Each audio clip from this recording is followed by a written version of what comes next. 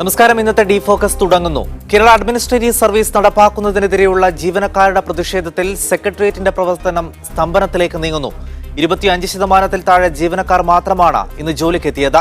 പ്രതിപക്ഷ സംഘടനകൾ ഇന്ന് സെക്രട്ടേറിയറ്റ് ബഹിഷ്കരിച്ചപ്പോൾ CPM, CP അനുകൂല സംഘടനകളിലെ ജീവനക്കാർ അവധിയെടുത്താണ് പ്രതിഷേധിച്ചത്. അതേസമയം എതിർത്താലും കേസ് നടപ്പാക്കുക തന്നെ ചെയ്യുമെന്ന് മുഖ്യമന്ത്രി പിണറായി വിജയൻ പറഞ്ഞു.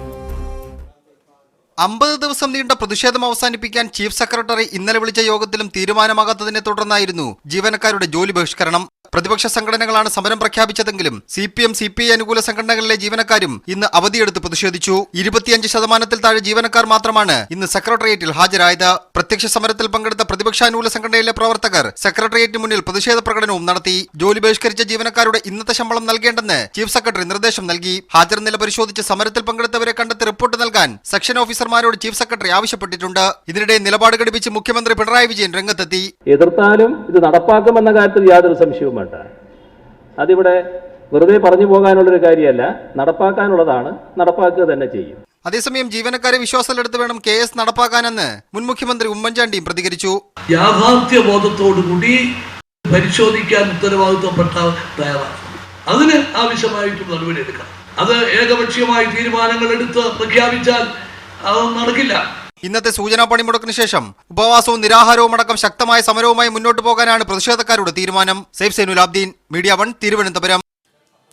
ഡി ഫോക്കസ് ഈ വിഷയം ചർച്ച ചെയ്യുമ്പോൾ Kerala secretariat action council chairman J Benzy, അദ്ദേഹം തിരുവനന്തപുരത്തുണ്ട്. ഒപ്പം Kerala secretariat employees association secretary SS Deepu, അദ്ദേഹവും തിരുവനന്തപുരത്ത് നിന്ന് ഈ ചർച്ചയിൽ പങ്കെടുക്കും. ആദ്യം ശ്രീ ജെ ബെൻസി, 50 ദിവസത്തെ സമരത്തിന് ശേഷം കൂടുതൽ ശക്തമായ സമരത്തിലേക്ക് നിങ്ങൾ കടക്കുകയാണ്. ഇന്ന് ഭാഗികമായിട്ടെങ്കിലും സെക്രട്ടേറിയറ്റിന്റെ പ്രവർത്തനം തടസ്സപ്പെട്ടു. ഏകദേശം 23% പേര് മാത്രമാണ് സെക്രട്ടേറിയറ്റിൽ ജോലിക്ക് എത്തിയിട്ടുള്ളത്. പക്ഷേ മുഖ്യമന്ത്രിയുടെ നിലപാടിന് നിങ്ങൾ ശ്രദ്ധിച്ചിട്ടുണ്ടാകും. ഒരു തരത്തിലുള്ള മാറ്റവും ഉണ്ടാകില്ല, ഈ തീരുമാനമായി മുന്നോട്ട് പോകാൻ തന്നെയാണ് സർക്കാരിന്റെ തീരുമാനമെന്ന് അദ്ദേഹം തറപ്പിച്ചു പറഞ്ഞിരിക്കുന്നു. ഇന്നും എങ്ങനെ മുന്നോട്ട് കൊണ്ടുപോകാനാണ് നിങ്ങളുടെ തീരുമാനം? ഈ സമരം മുഖ്യമന്ത്രിയുടെ നിലപാട് ആക്ച്വലി സമരം ചെയ്യുന്ന ഞങ്ങളോടുള്ള വെല്ലുവിളിയല്ല. മുഖ്യമന്ത്രിയുടെ നിലപാട് ഇവിടുത്തെ പൊതുസമൂഹത്തോടും സാധാരണക്കാരോടും പാവപ്പെട്ടവരോടുള്ള വെല്ലുവിളിയാണ്. കഴിഞ്ഞ 50-51 ദിവസമായി സെക്രട്ടേറിയറ്റ് സ്തംഭനാവസ്ഥയിലാണ്. സെക്രട്ടേറിയറ്റ് സ്തംഭിക്കപ്പെട്ടാൽ ഘട്ടം ഘട്ടമായി സംസ്ഥാനത്തെ എല്ലാ സർക്കാർ ഓഫീസുകളും സ്തംഭിക്കപ്പെടും. കാരണം സെക്രട്ടേറിയറ്റിൽ നിന്ന് കിട്ടുന്ന നിർദ്ദേശങ്ങളും ഉത്തരവുകളും അനുസരിച്ചാണ് സംസ്ഥാനത്തെ ബാക്കി എല്ലാ സർക്കാർ ഓഫീസുകളും പ്രവർത്തിക്കേണ്ടത്.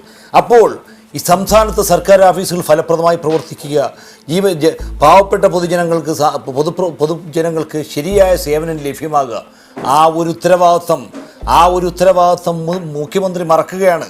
അതുകൊണ്ട് തന്നെ സമരത്തിന് യാതൊരു വിട്ടുവീഴ്ചയുമില്ലാതെ ധിക്കാരത്തോടും ദാഷ്ട്യത്തോടും കൂടി മുഖ്യമന്ത്രി മുന്നോട്ട് പോവുകയാണ്. യഥാർത്ഥത്തിൽ മുഖ്യമന്ത്രിയുടെ ദാഷ്ട്യവും ധിക്കാരവും കൊണ്ട് മാത്രമാണ് സമരം മുന്നോട്ട് പോകുന്നത്. ഏത് നിമിഷവും മുഖ്യമന്ത്രി വിട്ടുവീഴ്ചയ്ക്ക് തയ്യാറായാൽ ഏത് നിമിഷവും സമരം പിൻവലിക്കാൻ ഞങ്ങൾ തയ്യാറാണ്. ഞങ്ങൾ പല വിട്ടുവീഴ്ചയ്ക്ക് തയ്യാറായി വന്നു. ഞങ്ങൾ പറഞ്ഞു കേരള അഡ്മിനിസ്ട്രേറ്റീവ് സർവീസ് രൂപീകരണം നീക്കി ഉപേക്ഷിക്കുക എന്നുള്ളതായിരുന്നു ഞങ്ങളുടെ പ്രഖ്യാപിത നിലപാട്. എന്നാൽ അതിൽ നിന്ന് മാറി ഞങ്ങളിപ്പോൾ സെക്രട്ടേറിയറ്റ് ഒഴിവാക്കണം. ഇന്ത്യയിൽ ഒരു സംസ്ഥാനത്തും അഡ്മിനിസ്ട്രേറ്റീവ് സർവീസിൽ സെക്രട്ടേറിയറ്റ് സർവീസുകൾ ഉൾപ്പെടുത്തിയിട്ടില്ല. സെക്രട്ടേറിയറ്റ് സർവീസ് എന്ന് പറഞ്ഞാൽ ഭരണഘടനയുടെ പരിച്ഛേദം 166 ഖണ്ഡിക പരിച്ഛേദത്തിന് അനുസൃതമായി രൂപീകരിച്ചിട്ടുള്ളതാണ്. അതിൻ്റെ ഘടനയും പ്രവർത്തന രീതികളും വ്യത്യസ്തമാണ്. ലൈൻ ഡിപ്പാർട്ട്മെൻറ്റിൽ നിന്നും എക്സിക്യൂട്ടീവ് ഡിപ്പാർട്ട്മെൻറ്റിൽ നിന്നും വ്യത്യസ്തമായി സെക്രട്ടേറിയറ്റിനെ ഒരു സംസ്ഥാനങ്ങളിലും അഡ്മിനിസ്ട്രേറ്റീവ് സർവീസ് ഉൾപ്പെടുത്തിയിട്ടില്ല. ഇവിടെയും സെക്രട്ടേറിയറ്റിനെ ഒഴിവാക്കണം. അതിനും മുഖ്യമന്ത്രി തയ്യാറാകണം. അതിനും തയ്യാറായില്ലെങ്കിൽ 1965 MK വെള്ളോഴി ചെയർമാനായ കമ്മീഷൻ കൊടുത്ത ശുപാർശ ചെയ്ത് അതിനുശേഷം 97 എത്രയോ കാലങ്ങളും കടന്നുപോയി. ഇത് നടപ്പിലാക്കുകയാണെങ്കിൽ ജനോപകാരപ്രദമാകണ്ടേ? ഒരു പുതിയ സർവീസ് വരിക, ഭരണരംഗത്ത് വലിയൊരു മാറ്റം സംഭവിക്കുകയാണ്. സംസ്ഥാനത്തിൻ്റെ ഭരണചരിത്രത്തിൽ വലിയൊരു മാറ്റം ഉണ്ടാകുകയാണ്. ആ വലിയൊരു മാറ്റം ഉണ്ടാകുമ്പോൾ അത് ജനോപകാരപ്രദമാകണം. ജനോപകാരപ്രദമാണെങ്കിൽ ശരിയായ പഠനം വേണം, ശരിയായ മുന്നൊരുക്കം വേണം. നരേന്ദ്രമോദി നോട്ട് പിൻവലിച്ചതുപോലാണ് ഈ സർക്കാർ ഇപ്പൊ കേസ് നടപ്പിലാക്കാൻ പോകുന്നത്. ഈ പദ്ധതിയുമായി ബന്ധപ്പെട്ടും സർക്കാർ നടപ്പിലാക്കുന്ന ഈ തീരുമാനവുമായി ബന്ധപ്പെട്ടൊക്കെ നമ്മൾ ഒരുപാട് തവണ ചർച്ച ചെയ്തതാണ്. കഴിഞ്ഞ 50 ദിവസമായി നിങ്ങൾ നടത്തുന്ന സമരത്തിന്റെ പ്രധാന മുദ്രാവാക്യവും അതായിരുന്നു. പക്ഷേ ആ സമരം കൊണ്ടും മുഖ്യമന്ത്രിയുടെ നിലപാടിൽ മാറ്റമുണ്ടായിട്ടില്ല. ഇതേ നിലപാടുമായി മുന്നോട്ട് പോകും. സമരം എങ്ങനെ അവസാനിപ്പിക്കാം, അല്ലെങ്കിൽ സമരത്തിൽ പങ്കെടുക്കുന്ന ആളുകൾക്ക് നടപടിയെടുത്തുകൊണ്ട് അതിനെ നേരിടാനുള്ള തന്ത്രമാണ് ഇപ്പോൾ സർക്കാർ നടപ്പാക്കി വരുന്നത്. അതുകൊണ്ട് ഈ സമരത്തിലൂടെ സർക്കാരിന്റെ ഈ തീരുമാനത്തിൽ നിന്ന് പിന്തിരിപ്പിക്കാൻ നിങ്ങൾക്ക് കഴിയും എന്നുള്ളൊരു പ്രതീക്ഷ നിങ്ങൾക്ക് ഈ ഘട്ടത്തിലുമുണ്ടോ? ഞങ്ങൾക്കുണ്ട്. ഞങ്ങൾ അനിശ്ചിതകാല പണിമുടക്കുമായി മുന്നോട്ട് പോകും. ഇത് ഞങ്ങളുടെ നന്മയുടെ പാതയിലുള്ള സമരമാണ്. കാരണം ഈ രീതികൾ കേരള അഡ്മിനിസ്ട്രേറ്റീവ് സർവീസ് രൂപീകരണത്തിൻ്റെ മറവിൽ നടക്കുന്ന റിക്രൂട്ട്മെന്റ് സിസ്റ്റം അത് സംസ്ഥാനത്ത് ഒരു കാലത്ത് പരീക്ഷിച്ച് പരാജയപ്പെട്ടതാണ്. പല വകുപ്പുകളിലുണ്ടായിരുന്നു നേരിട്ടുള്ള നിയമനം. ക്ലാസ് 2 ഗസറ്റ് തസ്തികയിലുണ്ടായിരുന്ന നേരിട്ട് നിയമനം പല വകുപ്പുകളിലും, പോലീസ് വകുപ്പിലും, വനം വകുപ്പിലും, സഹകരണ വകുപ്പിലും, വിദ്യാഭ്യാസവും ഉൾപ്പെടെ പല വകുപ്പുകളിലുണ്ടായിരുന്നു. 2010 പല ഉത്തരവുകൾ പിൻവലിച്ചതാണ്. ഇത് പൊതുസമൂഹത്തിന് വലിയ ബാധ്യതയായി, പൊതുഖജനാവിന് ബാധ്യതയായി, ഭരണരംഗത്ത് വലിയൊരു പരാജയമെന്ന് കണ്ട് പിൻവലിച്ച ഈ സംവിധാനം, പരീക്ഷിച്ച് പരാജയപ്പെട്ട സംവിധാനമാണ് ഈ കേസിൻ്റെ മറവിൽ നടപ്പിലാക്കാൻ പോകുന്നത്. അത് ശരിയായ പഠനമില്ലാത്തതുകൊണ്ടാണ് ഇത് ജനദ്രോഹകരമായി വരും. ജനങ്ങൾ മനസ്സിലാക്കിയിട്ടില്ല. ജനങ്ങൾ ശരിയായിട്ട് മനസ്സിലാക്കിയാൽ ഇതിനെതിരെ ജനകീയ വ്യക്തമാണ്. ഞാൻ താങ്കളിലേക്ക് വരാം. ശ്രീ SS ദീപു, ഒരുപക്ഷെ സെക്രട്ടേറിയറ്റിലെ ഏറ്റവും പ്രബലമായ ഒരു സംഘടനയാണ് നിങ്ങളുടേത്. കേരള സെക്രട്ടേറിയറ്റ് എംപ്ലോയീസ് അസോസിയേഷൻ എന്താണ് ഇപ്പോൾ ഈ സമരത്തോടുള്ള നിലപാട്? കാരണം ഇതിന് പ്രത്യക്ഷ സമരത്തിലേക്ക് പോവുകയാണ്. സെക്രട്ടേറിയറ്റിന്റെ പ്രവർത്തനം പൂർണ്ണമായും സ്തംഭിപ്പിക്കുന്ന രീതിയിലേക്ക് ഈ സമരം പോവുകയാണ്. എന്താണ് നിങ്ങളുടെ നിലപാട് ഈ സമരത്തിൽ? ആദ്യമേ തന്നെ പറയട്ടെ, ഈ സമരത്തെക്കുറിച്ചുള്ള റിപ്പോർട്ടിംഗ് വളരെ അവാസ്തവമാണ്. എൻ്റെ ബഹുമാന്യ സുഹൃത്ത് ശ്രീ ബെൻസി പോലും പറയില്ല 25% സെക്രട്ടേറിയറ്റിൽ ഹാജരെന്ന്. സെക്രട്ടേറിയറ്റ് സാധാരണ നിലയ്ക്കുന്ന പോലെ തന്നെ പ്രവർത്തിക്കുക ചെയ്തു. 85-ന് മുകളിൽ ശതമാനം ഹാജർ ഇന്നും രേഖപ്പെടുത്തുകയുണ്ടായി. ഈ സമരത്തെക്കുറിച്ച് പറയുകയാണെങ്കിൽ ഇത്തരത്തിലുള്ള അപഹാസ്യമായ ഒരു സമര രീതി സെക്രട്ടേറിയറ്റ് ക്യാമ്പസോ സംസ്ഥാനത്തിലോ കണ്ടിട്ടില്ല. എന്താണ് ഇവർ ചെയ്യുന്നത്? ഒരു ജനകീയ സർക്കാരിൻ്റെ തീരുമാനത്തിന് അവർക്ക് സമരം നടത്താനാണ് അവരുടെ തീരുമാനമെങ്കിൽ നിർബന്ധമായും അവർ വ്യവസ്ഥാപിതമായ അല്ലെങ്കിൽ സമരമെന്ന സങ്കല്പത്തിന് യോജിച്ച തരത്തിലുള്ള സമരമുറകളുമായി മുന്നോട്ട് വരണം. എന്താ ചെയ്യുന്നത്? രാവിലെ വരുന്നു, ഒപ്പ് രേഖപ്പെടുത്തുന്നു, പഞ്ച് ചെയ്യുന്നു, തങ്ങളുടെ ശമ്പളം ഉറപ്പുവരുത്തിയ ശേഷം ജനങ്ങൾക്കുള്ള സേവനത്തിൽ നിന്ന് വിട്ടുനിൽക്കുന്നു. ജനങ്ങൾക്ക് സേവനം നിഷേധിച്ചുകൊണ്ടാണ് സമരം നടത്തുന്നത്. സെക്രട്ടേറിയറ്റ് എംപ്ലോയീസ് അസോസിയേഷനും സംസ്ഥാനത്തെ മറ്റ് സർവീസ് സംഘടനകളും പുരോഗമന പ്രസ്ഥാനങ്ങളോട് ആഭിമുഖ്യപ്പെടുത്തുന്ന സർവീസ് സംഘടനകൾ സമരം നടത്തിയിട്ടുണ്ട്. നമുക്കറിയാമല്ലോ, ഏറെയൊന്നും പോകേണ്ട 4 വർഷങ്ങൾക്ക് മുമ്പ് പങ്കാളിത്ത പെൻഷൻ പദ്ധതിക്കെതിരായ ഒരു സമരം നടത്തിയിട്ടുണ്ട്.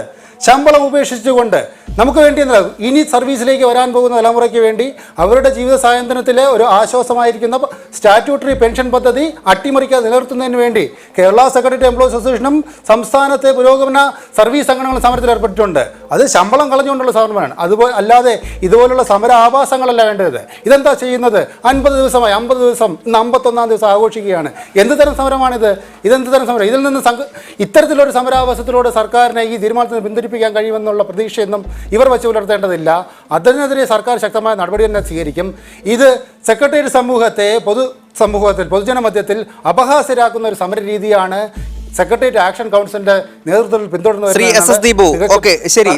താങ്കളുടെ സംഘടനയുടെ നിലപാട് ഇന്ന് നടത്തിയ സമരം ഒരു സമരാഭാസമാണ് എന്നാണ്. താങ്കളുടെ സംഘടനയിൽപ്പെട്ട അല്ലെങ്കിൽ അതിൽ നേതാക്കളെ മാറ്റി നിർത്താം, അതിൽ പ്രവർത്തിക്കുന്ന ആരെങ്കിലും സമരത്തിൽ പങ്കെടുത്തിട്ടുണ്ടോ എന്നുള്ള വാർത്തകളൊന്നുമില്ല. പക്ഷേ അവധിയെടുത്തുകൊണ്ട് ഇന്ന് ജോലിക്ക് ഹാജരാകാതെ ഈ സമരത്തോട് ഒരു അനുഭാവം പ്രകടിപ്പിച്ചു എന്നുള്ള റിപ്പോർട്ടുകളൊക്കെ ഉണ്ട്. അത് താങ്കൾ തള്ളുമോ? അവധി എടുത്തുകൊണ്ട് സമരത്തിൽ പങ്കെടുക്കാൻ സെക്രട്ടേറിയറ്റ് ആക്ഷൻ കൗൺസിൽ പോലും ആഹ്വാനം ചെയ്തിട്ടില്ല. അവർ പറഞ്ഞത് ജോലി ബഹിഷ്കരിക്കാനാണ്, അവധി എടുക്കാനല്ല പറഞ്ഞിട്ടുള്ളത്. സ്വാഭാവികമായിട്ടുള്ള ചില അവധികൾ മാത്രമേ ഇന്നും ഉണ്ടായിട്ടുള്ളൂ. അല്ലാതെ സെക്രട്ടേറിയറ്റ് ആക്ഷൻ കൗൺസിലിൻ്റെ ആഹ്വാനപ്രകാരം സെക്രട്ടേറിയറ്റ് എംപ്ലോയീസ് അസോസിയേഷൻ്റെ അംഗമായ ഒരു ജീവനക്കാരനോ അവധി എടുത്തിട്ടില്ല. സ്വാഭാവികമായ തരത്തിലുള്ള കാഷ്വൽ ലീവുകളോ മറ്റ് ലീവുകളോ മാത്രമേ ഇന്നുണ്ടായിട്ടുള്ളൂ. അതുകൊണ്ട് തന്നെ സമരത്തിന് സെക്രട്ടേറിയറ്റ് സമൂഹത്തിൻ്റെ ഭാഗത്തു നിന്ന് ഏതൊരുവിധ പിന്തുണയുമില്ല. ഇന്ന് സമരം പ്രഖ്യാപിച്ചുകൊണ്ട് അല്ലെങ്കിൽ സമരത്തിൻ്റെ ഭാഗമായി നടത്തിയ പ്രകടനത്തിൽ നിങ്ങളുടെ തന്നെ വിഷ്വൽസ് ഉണ്ടല്ലോ, എത്ര പേരാണ് പങ്കെടുത്തിട്ടുള്ളത്? 120-ഓ 140-ഓ പേരാണ് പങ്കെടുത്തിട്ടുള്ളത്. അതിൽ പകരം ഒരു സപ്പോർട്ട് അല്ലെങ്കിൽ ജീവനക്കാരുടെ ഒരു പിന്തുണ ഈ സമരത്തിനില്ല.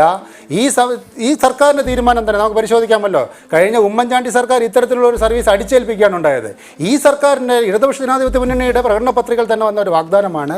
അത് നടപ്പാക്കും മുമ്പ് സംസ്ഥാനത്തെ ഈ നടപ്പാക്കപ്പെടുന്ന മേഖലയിലെ എല്ലാ സ്റ്റേക്ക് ഹോൾഡേഴ്സുമായും ചർച്ചയ്ക്ക് തയ്യാറാണെന്ന് ബഹുമാനപ്പെട്ട മുഖ്യമന്ത്രി തന്നെ പറഞ്ഞിട്ടുണ്ട്. സെക്രട്ടേറിയറ്റ് ജീവനക്കാരെ പ്രത്യേകം കണ്ടുകൊണ്ട് സംബന്ധിച്ച യോഗത്തിലും അദ്ദേഹം അത്തരത്തിൽ അക്ഷരം നൽകിയിട്ടുണ്ട്. അതേക്കുറിച്ച് പഠിക്കാൻ ഒരു സെക്രട്ടറി തല കമ്മിറ്റിയെ നിയോഗിച്ചു. സെക്രട്ടറി തല കമ്മിറ്റിക്ക് ശേഷം മുഖ്യമന്ത്രി ജനുവരി മാസം 13-ാം തീയതി സർവീസ് സംഘടനകളോട് ചർച്ച നടത്തി. അതിനുശേഷം ഇന്നലെ ചീഫ് സെക്രട്ടറി ചർച്ച ചുമതലപ്പെടുത്തി. വ്യക്തമായ ഒരു നിലപാടില്ലാതെ ഈ ചർച്ചയിൽ നിന്ന് ഒളിച്ചോടുന്ന ഒരു നയമാണ് സെക്രട്ടേറിയറ്റ് ആക്ഷൻ കൗൺസിലിൻ്റെ ഭാഗത്ത് നിന്ന് തീരുമാനിച്ചിരിക്കുന്നത്.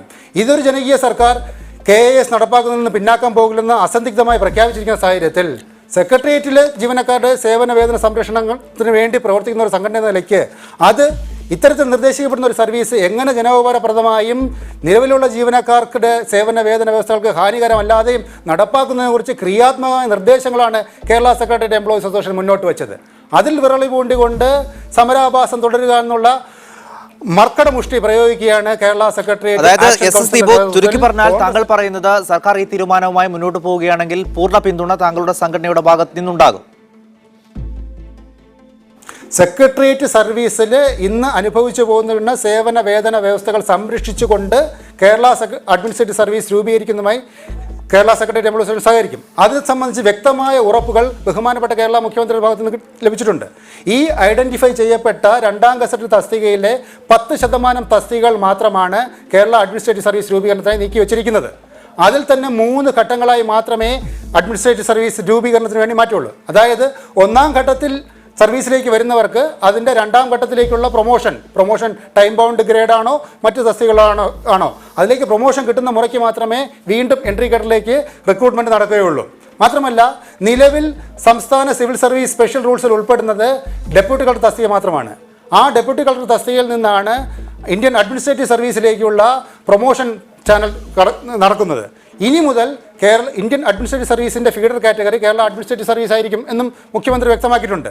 മാത്രമല്ല, ഇത്തരത്തിൽ ഈ വകുപ്പ് ഇങ്ങനെ 2nd ഗസറ്റ് തസ്തികകളിൽ നിന്ന് ഉണ്ടാക്കിയെടുക്കുന്ന സ്റ്റേറ്റ് സിവിൽ സർവീസിൽ വരുന്ന എൻട്രൻസിനുള്ള പ്രൊമോഷൻ അവന്യൂസിന് വേണ്ടിയിട്ട് സെക്രട്ടേറിയറ്റിലെ മറ്റു ഉയർന്ന തസ്തികളായ deputy secretary, joint secretary, additional secretary, special secretary തുടങ്ങിയ തസ്തികളൊന്നും കവറിൽ നിന്ന വ്യക്തമായ ഉറപ്പും ബഹുമാനപ്പെട്ട മുഖ്യമന്ത്രി വ്യക്തമാണ്. ശ്രീ ജെ ബെൻസി, നിങ്ങൾ നടത്തുന്ന സമരത്തെ കേരള സെക്രട്ടേറിയറ്റ് എംപ്ലോയീസ് അസോസിയേഷൻ പൂർണ്ണമായും തള്ളിക്കളയുകയാണ്. കാരണം സർക്കാർ കൃത്യമായി മുന്നോട്ട് പോകുമ്പോൾ ഒരു തരത്തിലും ലഭിക്കാത്ത ഉറപ്പിന് വേണ്ടിയാണ് നിങ്ങളിപ്പോൾ സമരം നടത്തുന്നത്. കൃത്യമായ വേതന വ്യവസ്ഥ ഉദ്യോഗസ്ഥർക്ക് ലഭിക്കും വിധത്തിലുള്ള ചർച്ചകളിലൂടെയാണ് നിങ്ങളിനി മുന്നോട്ട് പോകേണ്ടതും എന്നുമാണ് അദ്ദേഹത്തിന്റെ നിലപാട്. ഞാൻ എൻ്റെ പ്രിയ സുഹൃത്ത് ദീപുവിനോട് എനിക്ക് ശരിക്കും സഹതാപമേ ഉള്ളൂ. ഞങ്ങളുടെ സമരത്തെക്കുറിച്ച് പറഞ്ഞു. ഉമ്മൻചാണ്ടി സാർ മുഖ്യമന്ത്രിയായിരിക്കുന്ന കാലഘട്ടം കഴിഞ്ഞ UDF ഭരണകാലത്തിൽ പെൻ ഡൗൺ സമരം ഇവർ പ്രഖ്യാപിച്ചതാ. നോട്ടീസ് ഇവിടെ ഇരിപ്പുണ്ട്. പെൻ ഡൗൺ സമരം എന്ന് വെച്ചാൽ രാവിലെ വന്ന് ഒപ്പിടും, എന്നിട്ട് പേന താത്ത് വയ്ക്കും. ആ സമരം തന്നെ ഇപ്പോഴും ഞങ്ങൾ നടത്തുന്നത്. ഇതുപോലെ സമരങ്ങൾ നടത്തിയതായി വരും. ഇത് കഴിഞ്ഞ് ഇപ്പം ഞങ്ങൾ ആ സമരം നടത്തുമ്പോൾ അന്ന് UDF ഭരണത്തിനെതിരെ, ഉമ്മൻചാണ്ടിക്കെതിരെ ഞങ്ങൾ ശക്തമായി നിലകൊണ്ടു. കേസ് നടപ്പിലാക്കാൻ പറ്റില്ല എന്ന് പറഞ്ഞു. അന്ന് ഇവരും ഉണ്ടായിരുന്നു ഉമ്മൻചാണ്ടി സാറിനെ മുൾമുനെ നിർത്താൻ. ഇപ്പം ഭരണം മാറിയപ്പം ഇവർ രാഷ്ട്രീയ നേതൃത്വത്തിൻ്റെ വിധേയത്തിനനുസരിച്ച് ഇവരുടെ സംഘടന തകർന്നിരിക്കുക. 300 പേരാ കഴിഞ്ഞ ആഴ്ച രാജി കൊടുത്തത്.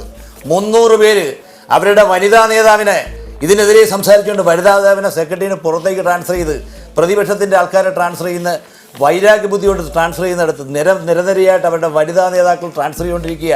300 പേര് രാജി കൊടുത്തു കഴിഞ്ഞു. ഇപ്പം ഞങ്ങളുടെ സംഘടന, ഞങ്ങളുടെ യഥാർത്ഥ ജീവനക്കാരാ, അവർക്ക് വേണ്ടി നിലകൊള്ളുന്ന പ്രസ്ഥാനം. ഞങ്ങൾ അവർക്ക് വേണ്ടി നിലകൊള്ളും. അതിനകത്തൊരു ശരിയുണ്ട്. അതിന് ഏതറ്റം വരെ പോകും. അതായത് നിങ്ങളുടെ ഇന്നത്തെ സമരം കൊണ്ട് സെക്രട്ടേറിയറ്റിലെ പ്രവർത്തനങ്ങൾക്ക് ഒന്നും സംഭവിച്ചിട്ടില്ല എന്നും അദ്ദേഹം പറയുന്നുണ്ട്. ഉച്ചയ്ക്ക് 12 മണി വരെ 22.8% ആൾക്കാരാണ് സെക്രട്ടറി കയറിയത്. കാരണം അതിനർത്ഥം എന്താ? ഞങ്ങളുടെ 30% ജീവനക്കാർ സെക്രട്ടറിന് പുറത്താ. ഇവിടെ ഞങ്ങളുടെ സമരാഹ്വാനം സ്വീകരിച്ചുകൊണ്ട് പലരും CPMൻ്റെ സംഘടനയുടെ ആൾക്കാരും CPIയുടെ സംഘടനയുടെ ആൾക്കാരും BJP സംഘടന ആൾക്കാരും ഉൾപ്പെടെയുള്ളവർ, ബാക്കിയുള്ളവർ മൊത്തം ലീവ് എടുത്ത് വീട്ടിയിരുന്നു. ഞങ്ങളുടെ പിന്തുണയത് ജീവനക്കാർ ഞങ്ങളുടെ കൂടെ, ജീവനക്കാരുടെ സമരമാണ്, ജീവനക്കാർക്ക് വേണ്ടിയുള്ള സമരമാണ്. ഞങ്ങൾ ജീവനക്കാരുടെ പ്രസ്ഥാനമാണ്. അവരുടെ ശരിക്ക് വേണ്ടി, അവരുടെ നന്മയ്ക്ക് വേണ്ടി നിലകൊള്ളും. അതാണ് ഞങ്ങളുടെ ബാധ്യതയും. ഞങ്ങൾ സമരം ചെയ്തിട്ടുണ്ട്. AK ആന്റിക്കെതിരെ ഞങ്ങൾ സമരം ചെയ്തിട്ടുണ്ട്. 32 ദിവസം സമരം നയിച്ച ഞങ്ങളുടെ സെക്രട്ടേറിയറ്റ് ആക്ഷൻ കൗൺസിലാണ്. ഞങ്ങളുടെ അവകാശ സമര പോരാട്ടങ്ങളിൽ ഞങ്ങൾ ഒരിക്കലും രാഷ്ട്രീയ യജമാനന്മാരുടെ അടിമകളാകില്ല. അവരുടെ മുഖം നോക്കാറില്ല. ശക്തമായ സമരരംഗത്ത് ഇന്നത്തെ ചരിത്രമാണ്. AK ആന്റിക്കെതിരെ 32 ദിവസം ഞങ്ങൾ സമരം ചെയ്തവരാ. AK ആന്റി മുഖ്യമന്ത്രിയായി കോൺഗ്രസ് പ്രസ്ഥാനമായിട്ട് പോലും ഞങ്ങൾ സമരം ചെയ്തു. അതാ ഞങ്ങളുടെ നിലപാടും ചരിത്രങ്ങളും, ഞങ്ങളുടെ ജീവനക്കാരുടെ സംഘടന. പിന്നെ ഇവരുടെ കാര്യത്തിൽ ഞങ്ങൾക്ക് സഹതാപമേ ഉള്ളൂ. കാരണം രാഷ്ട്രീയ വിധേയത്വം കൊണ്ട് വ്യക്തിത്വം നഷ്ടപ്പെട്ട് ഗതികെട്ട് കിടക്കുക. 300 പേരാ രാജിവെച്ച് പോയത്. ഇപ്പോൾ അവരുടെ എതിർപ്പ് പറയുന്നവരെല്ലാം ട്രാൻസ്ഫർ ചെയ്യുക. അതൊരു ഗതികേടാണ്. പിന്നെ ഞങ്ങളുടെ സമരം ശരിയായ ന്യായത്തിന് വേണ്ടിയുള്ള സമരമാണ്. ഞാൻ നേരത്തെ പറഞ്ഞ കണക്ക് പൊതുസമൂഹം മനസ്സിലാക്കട്ടെ. പരീക്ഷിച്ച് പരാജയപ്പെട്ട രീതി ഇവിടെ കൊണ്ടുവരിക, അത് പൊതുജനം ശരിയായിട്ട് പഠിച്ചിട്ടില്ല. മനസ്സിലായി കഴിഞ്ഞാൽ ഇവിടെ ബഹുജന പ്രക്ഷോഭം വരും, പൊതുഖജനാവിന് നഷ്ടം വരും. എന്തിനാ ഇത്ര വാശിയും ദുർവാശിയും?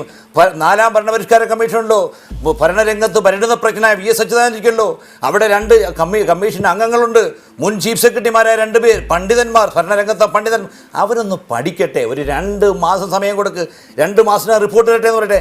ഞങ്ങൾ അംഗീകരിക്കാം. ജനോപകാരം. ശ്രീ ബെൻസി, അദ്ദേഹം നേരത്തെ സൂചിപ്പിച്ചതുപോലെ ഇതുമായി ബന്ധപ്പെട്ട് നിരവധി ചർച്ചകൾ. അദ്ദേഹം നേരത്തെ പറഞ്ഞ പ്രധാനപ്പെട്ട കാര്യം, ഉമ്മൻചാണ്ടി സർക്കാർ ഇത് ഏകപക്ഷീയമായി നടപ്പാക്കാൻ ഒരുങ്ങി. പക്ഷേ ഈ സർക്കാർ വന്നപ്പോൾ നിരവധി തവണ നിങ്ങളെ ചർച്ചയ്ക്ക് വിളിച്ചു.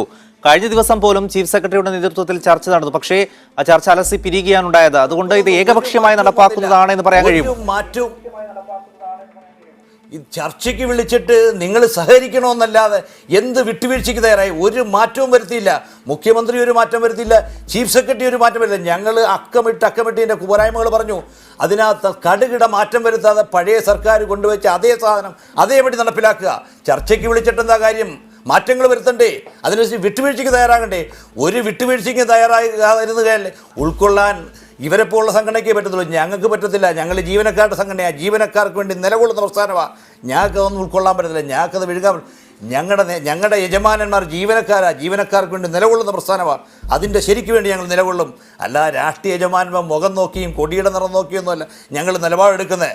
ജീവനക്കാരുടെ മേഖലയിൽ എന്താണ് ശരി, ആ ശരിക്ക് വേണ്ടി വ്യക്തമാണ്. ശ്രീ എസ് എസ് ദീപ്, അതാണ് ഈ നിലപാട്. ജീവനക്കാർക്ക് വേണ്ടി അല്ലെങ്കിൽ അവരെ ബാധിക്കുന്ന ഒരു പദ്ധതിയോ ഒരു തീരുമാനമോ സർക്കാർ എടുക്കുമ്പോൾ സ്വാഭാവികമായും ഇത്തരം വിമർശനങ്ങൾ ഉണ്ടാകും. അത് ചർച്ചയിലൂടെ പരിഹരിക്കുക എന്നുള്ളതാണ്. പക്ഷേ സർക്കാർ ഏകപക്ഷീയമായ നിലപാടെടുക്കുന്നു, അത് തങ്ങൾക്ക് അംഗീകരിക്കാൻ കഴിയില്ല എന്നാണ് നിലപാട്. അതവർ പറയുന്ന കാര്യത്തിൽ ന്യായമില്ല. ഇവരുടെ പറയാനുള്ളത് കേട്ടുകൊണ്ട് അത് മാറ്റം വരുത്താനുള്ളതാണെങ്കിൽ അത് മാറ്റം വരുത്തിക്കൊണ്ട് സർക്കാർ മുന്നോട്ട് പോകുന്നതല്ലേ കുറച്ചുകൂടി നല്ലത്? ഇവർക്ക് പറയാനുള്ളത്, ബഹുമാനപ്പെട്ട മുഖ്യമന്ത്രി തന്നെ ജനുവരി മാസം 13-ാം തീയതി 1 മണിക്കൂർ സമയം ഇതിനു വേണ്ടി മാറ്റിവെച്ച് അദ്ദേഹം കേട്ടല്ലോ. അപ്പോൾ അദ്ദേഹം അഷുറൻസ് നല്ലല്ലോ. ഈ സർവീസിനെക്കുറിച്ച്, സർവീസ് രൂപീകരണത്തെക്കുറിച്ച് തത്വത്തിൽ അംഗീകാരം നൽകിക്കൊണ്ടാണല്ലോ ഉത്തരവ് പുറപ്പെടുവിച്ചത്. അതിനാണെന്നുള്ള മന്ത്രിസഭാ തീരുമാനം. ഇങ്ങനെ ഒരു സർവീസ് രൂപീകരിക്കുന്നതിന് മുമ്പ് അതിനുവേണ്ട സ്പെഷ്യൽ റൂൾസ് തയ്യാറാക്കേണ്ടതുണ്ട്. സ്പെഷ്യൽ റൂൾസ് തയ്യാറാക്കുന്ന സമയത്താണ് എത്രമാത്രം തസ്തികകളാണ് അതിൻ്റെ കേഡർ സ്ട്രെങ്ത് ഫിക്സ് ചെയ്യുന്നത്, ആ സമയത്ത് മാത്രമാണ്. അപ്പോൾ മാത്രമാണ് പ്രൊമോഷൻ അവന്യൂസിനെ കുറിച്ചും ഡയറക്ടർ റിക്രൂട്ട്മെൻറ്റിനെ കുറിച്ചും തസ്തിക മാറ്റ നിയമനത്തെക്കുറിച്ചും വ്യക്തമായ ധാരണ വരുന്നത്. നമുക്ക് വ്യക്തമായ വ്യവസ്ഥാപിതമായ ഉത്തരവുകളുണ്ടല്ലോ. ഒരു പുതിയ സർവീസ് രൂപീകരിക്കുമ്പോൾ അതിൻ്റെ ചട്ടങ്ങൾ തയ്യാറാക്കുമ്പോൾ അതുമായി ബന്ധപ്പെട്ട എല്ലാ സ്റ്റേക്ക് ഹോൾഡേഴ്സും ആ വകുപ്പുകളിൽ വരുന്ന എല്ലാ സർവീസ് സംഘടനകളായിട്ടും ചർച്ച ചെയ്യണം. കരട് സ്പെഷ്യൽ റൂൾസ് തയ്യാറാക്കി ഈ സർവീസ് സംഘടനകളുടെ ചർച്ച നടത്തി അതിന് അന്തിമമായി നിയമസഭയുടെ സബ്ജക്ട് കമ്മിറ്റിയുടെ അംഗീകാരവും വാങ്ങി മാത്രമേ നടപ്പാക്കാൻ പറ്റുള്ളൂ. അപ്പോൾ ചർച്ചകൾക്കുള്ള വാതിലുകൾ അടഞ്ഞു എന്ന് പറയുന്ന എൻ്റെ ബഹുമാന സുഹൃത്തിൻ്റെ വാദം ഏതർത്ഥത്തിലാണെന്ന് മനസ്സിലാകുന്നില്ല. ചർച്ചകൾക്കുള്ള വാതിലുകളൊന്നും അടങ്ങിയിട്ടില്ല. ബഹുമാനപ്പെട്ട മുഖ്യമന്ത്രി തന്നെ പറഞ്ഞിട്ടുണ്ടല്ലോ, ആശങ്കകൾ ഉണ്ടാകും. നിങ്ങൾക്ക് കരട് സ്പെഷ്യൽ റൂൾ തയ്യാറാക്കുന്ന സമയത്ത്, അതിനെക്കുറിച്ച് ചർച്ചകൾ നടക്കുന്ന സമയത്ത് നിങ്ങൾക്ക് നിങ്ങളുടെ നിർദ്ദേശങ്ങൾ വയ്ക്കാം. അത്തരത്തിൽ നിർദ്ദേശങ്ങൾ വെച്ചുകൊണ്ട് ഈ സർവീസിനെ എങ്ങനെ നമ്മൾ പ്രതിദാനം ചെയ്യുന്ന മേഖലയിലെ ജീവനക്കാർക്ക് അനുഗുണമാക്കിയും അവരുടെ കരിയർ പ്രോസ്പെക്ടസിനെ ബാധിക്കാത്ത തരത്തിലുമാക്കാമെന്ന് ചിന്തിക്കേണ്ടതിന് പകരം ഇത്തരത്തിലുള്ള സമരാഭാസ മുറകളായി മുന്നോട്ട് പോകുന്നതിനാണ് കേരള വ്യക്തമാണ്. ശ്രീ ജെബിൻ, നമുക്ക് ചർച്ച അവസാനിപ്പിക്കാം. എന്തായാലും താങ്കൾക്ക് തന്നെ, നിങ്ങൾക്ക് രണ്ടുപേർക്കും അറിയാവുന്ന കാര്യമാണ്, സമരം ഇങ്ങനെ തുടർന്നു പോയാൽ സെക്രട്ടേറിയറ്റിന് പൂർണ്ണമായും സ്ഥാപിക്കും. താങ്കൾ സൂചിപ്പിച്ചതുപോലെ ഒരു ഭരണസ്തംഭനത്തിലേക്ക് തന്നെയാണ് കാര്യങ്ങൾ പോകുന്നത്. പ്രധാനമായും ജനങ്ങളെ ബാധിക്കുന്ന അതിപ്രധാനമായ ഫയലുകൾ പോലും സെക്രട്ടേറിയറ്റിൽ നീങ്ങുന്നില്ല. ഈ രീതിയിൽ സമരം മുന്നോട്ട് കൊണ്ടുപോവുകയാണെങ്കിൽ ജനങ്ങളെ തന്നെയായിരിക്കും അത് ഏറ്റവും കൂടുതൽ ബാധിക്കുക. അതല്ലാതെ മറ്റേതെങ്കിലും രീതിയിലേക്ക് ഈ സമരം മാറ്റാൻ നിങ്ങൾ തയ്യാറാകുമോ, അതോ വരും ദിവസങ്ങളിലും ഇതിനേക്കാൾ ശക്തമായ സമരവുമായി മുന്നോട്ട് പോകാൻ തന്നെയാണോ നിങ്ങളുടെ തീരുമാനം? ഈ സമരത്തിനും ഈ ഫയൽ താമസം വരുന്നതിനുമൊക്കെ ഈ യഥാർത്ഥ ഉത്തരവാദിത്തമില്ലാത്ത മുഖ്യമന്ത്രിയാണ്. മുഖ്യമന്ത്രി ഭരണം സുഗമമായി കൊണ്ടുപോകാൻ, ഭരണസ്തംഭനം ഒഴിവാക്കാൻ ഏറ്റവും ബാധ്യസ്ഥൻ മുഖ്യമന്ത്രിയാണ്. ഞങ്ങൾ ജീവനക്കാർ പൊതുസമൂഹത്തോട് പ്രതിബദ്ധത പുലർത്തുന്നവരാ. ഞങ്ങളുടെ ആഹ്വാനം ചെയ്യും. മുഖ്യമന്ത്രി വിചാരിച്ചതാ ഇന്ന് സമരം നിർത്താം, ഭരണപരിഷ്കാര കമ്മീഷൻ വരട്ടെ. ഇദ്ദേഹം പറയുകയുണ്ടായി ഇതിനെക്കുറിച്ച്, ചട്ടങ്ങളെക്കുറിച്ച് 4-ാം തീയതി ഇറങ്ങിയ ഉത്തരവിനകത്ത് വ്യക്തമായി നേരിട്ട് നിയമനത്തെക്കുറിച്ച് പറഞ്ഞിട്ടുണ്ട്. അതാണ് ഏറ്റവും ഭീഷണി, അതാണ് ഏറ്റവും പരീക്ഷിച്ച് പരാജയപ്പെട്ടതാ. അതിനെക്കുറിച്ചൊരു പഠനം വരട്ടെ, മുഖ്യമന്ത്രി പഠനത്തിന് വിടട്ടെ. 2 മാസം സമയം കൊടുക്ക്, ഞങ്ങൾ പിൻവലിക്കാം. ഞങ്ങൾ പിൻവലിക്കുന്നതിനോട് ഞങ്ങളുടെ ആഹ്വാനം വരും. അവധി ദിവസങ്ങളും ഞായറാഴ്ച ഉൾപ്പെടെയുള്ള അവധി ദിവസങ്ങളും രാവിലെയും വൈകിട്ടും ഓഫീസ് ടൈമിന് മുമ്പും പിൻപും ഇരുന്ന് കെട്ടിക്കിടക്കുന്ന മൊത്തം ഫയലുകളും ഞങ്ങളുടെ ജീവനക്കാർ ചെയ്തു കിടക്കണമെന്നുള്ള ആഹ്വാനത്തോടുകൂടി ഞങ്ങൾ സമരം പിൻവലിക്കും. ഞങ്ങളുടെ യജമാനന്മാർ പൊതുസമൂഹം തന്നെയാണ്, പൊതുജനങ്ങൾ തന്നെയാണ്. അവർക്ക് വേണ്ടി ഞങ്ങൾ നിലകൊള്ളുന്നത്. സെക്രട്ടേറിയറ്റ് സർവീസ് സംശുദ്ധമായി പോകുന്നത്, അഴിമതിരഹിതമായി പോകുന്നത് സെക്രട്ടേറിയറ്റ് ജീവനക്കാരുടെ പ്രതിബദ്ധതയും കടപ്പാടും പൊതുസമൂഹത്തുള്ള കടപ്പാടും കൊണ്ടുവരാൻ. അതൊന്നും മറന്ന് ഞങ്ങൾ പോകത്തില്ല. ആ രീതിയിൽ ഈ സമരം അവസാനിപ്പിക്കാനുള്ള ഒരു ഇടപെടൽ സർക്കാരിന്റെ ഭാഗത്ത് നിന്നുണ്ടാകുമെന്ന് പ്രതീക്ഷിക്കാം. സമരം അവസാനിപ്പിക്കാനുള്ള ഇടപെടലുകൾ സർക്കാരിൻ്റെ ഭാഗത്തു നിന്ന് എല്ലാ കാലത്തും ഉണ്ടായിട്ടുണ്ടല്ലോ. ഇന്നലെയും ചീഫ് സെക്രട്ടറി വിളിച്ച ചർച്ചയിൽ നിന്നും ഏകപക്ഷീയമായി ഇറങ്ങിപ്പോവുകയാണല്ലോ ഉണ്ടായത്. ക്രിയാത്മകമായ ഏതൊരുവിധ നിർദ്ദേശങ്ങളും വെച്ചിട്ടില്ല. ഇവർ നേരത്തെ ശ്രീമാൻ ബെൻസി പറഞ്ഞല്ലോ, അവർ ഉമ്മൻചാണ്ടിക്കെതിരെ AK ആന്റണിക്കെതിരെ സമരം ചെയ്തിട്ടുണ്ട്. ആ സമരങ്ങൾക്ക് അവർ ആ സമരത്തോടൊപ്പം അണിതരെ നിർബന്ധിതരാകുന്നു. നമുക്കറിയാമല്ലോ, അന്ന് എസ്മ പ്രയോഗിച്ചും ജയിലിലടയ്ക്കപ്പെട്ടതും കേരള സെക്രട്ടേറിയറ്റ് എംപ്ലോയീസ് അസോസിയേഷൻ നേതാക്കളാണ്. 2001 ഒരു സമരത്തിൽ പങ്കെടുത്തതിൻ്റെ പേരിൽ നിസ്സാരമായി കോടതി ശിക്ഷിച്ചതിൻ്റെ പേരിൽ 7 സഖാക്കളെയാണ്, സെക്രട്ടേറിയറ്റ് എംപ്ലോയീസ് അസോസിയേഷൻ്റെ 6 അംഗങ്ങൾ ഉൾപ്പെടെയുള്ള 7 സഖാക്കളെയാണ് ഉമ്മൻചാണ്ടി സർക്കാർ പിരിച്ചുവിടപ്പെട്ടത്. എന്ത് ജീവനക്കാരോടുള്ള സ്നേഹമാണ് ഇദ്ദേഹം പ്രസംഗിക്കുന്നത്? അവർക്കൊരു എന്തെങ്കിലും ഒരു ആത്മാർത്ഥത ഉണ്ടായിരുന്നെങ്കിൽ കഴിഞ്ഞ ഉമ്മൻചാണ്ടി സർക്കാർ 2015 തുടക്കത്തിൽ ഇത്തരത്തിലൊരു അഡ്മിനിസ്ട്രേറ്റീവ് സർവീസ് രൂപീകരിച്ചിട്ട് ഉത്തരവ് പുറപ്പെടുവിച്ചല്ലോ. എന്നിട്ട് അതിൽ സെക്രട്ടേറിയറ്റിനെ ഉൾപ്പെടുത്തണോ വേണ്ടയോ എന്ന് തീരുമാനിക്കാൻ വ്യക്തമാണ്. ഞാൻ സമയപരിമിതി കൊണ്ടാണ് ഇടപെടുന്നത്. വളരെ നന്ദി ശ്രീ SS ദീപു. ബെൻസി ചർച്ചയിൽ പങ്കെടുത്തതിന് എന്തായാലും ഇരുവിഭാഗം അവരുടെ നിലപാടുകളിൽ ഉറച്ചു നിൽക്കുകയാണ്. സമരവുമായി മുന്നോട്ട് പോകും സർക്കാർ ഇടപെട്ടില്ലെങ്കിൽ എന്ന് തന്നെയാണ് ജോയിന്റ് ആക്ഷൻ കൗൺസിൽ പറയുന്നത്. ഏത് രീതിയിലാണ് ഈ സർക്കാർ ഇടപെടൽ വരുന്നത് എന്ന് കാത്തിരുന്ന് കാണാം. എന്തായാലും തീരുമാനത്തിൽ നിന്ന് ഒരു വിധത്തിലും പിന്മാറില്ല എന്നുള്ള നിലപാട് തന്നെയാണ് മുഖ്യമന്ത്രി ഇന്നും ആവർത്തിച്ചത്. വളരെയധികം നന്ദി അതിഥികൾക്ക്.